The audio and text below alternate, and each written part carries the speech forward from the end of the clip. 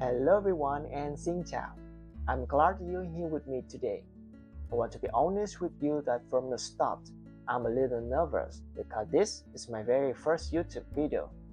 I waited for this moment so long. I've been saying to myself, I'll do it for years.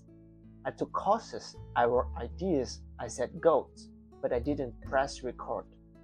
If that sounds familiar, this video is for us and for anyone who delay a dream, a project, or a habit. Because today, we will explore the real reason we wait. It's not about plan, it's about a feeling called fear. And I will share how we can make this feeling smaller together. My name is Duy. I'm a Vietnamese dentist, a trail runner, and yes, an overthinker. My story, just one example, but the feeling of being stuck is universal.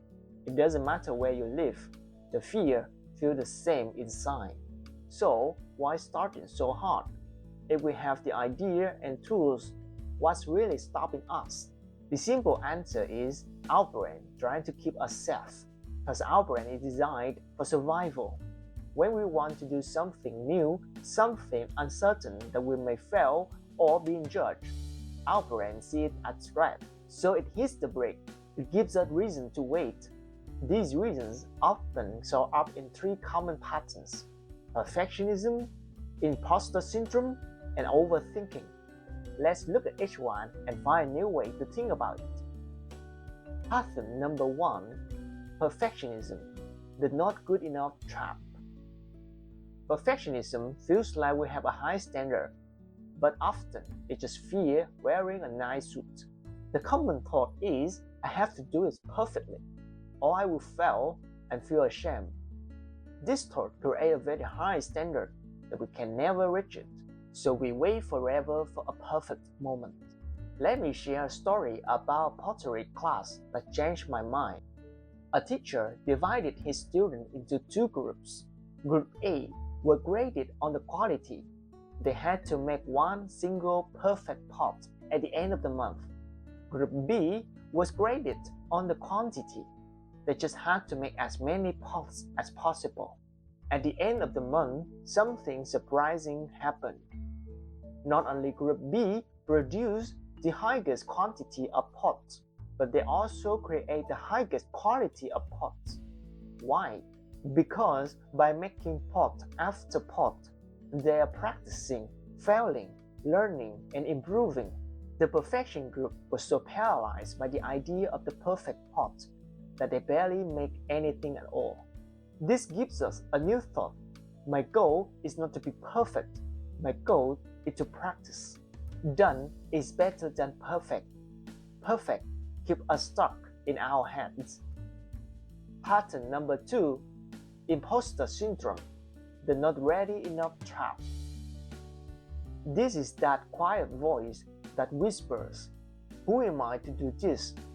Others are more qualified. I'm not an expert. The common thought is, I have to be an expert before I can share anything. This thought makes us feel like a fraud.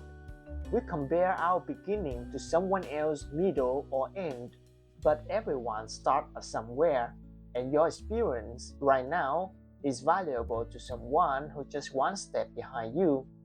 And you don't need to be a world-class master to help someone who's just starting. The new thought is, I can help the person one step behind me. Imagine you're talking to a younger version of yourself. What simple advice would you give them? That is where you can start. Our voice has value right now. Pattern number 3, overthinking, the not sure enough trap.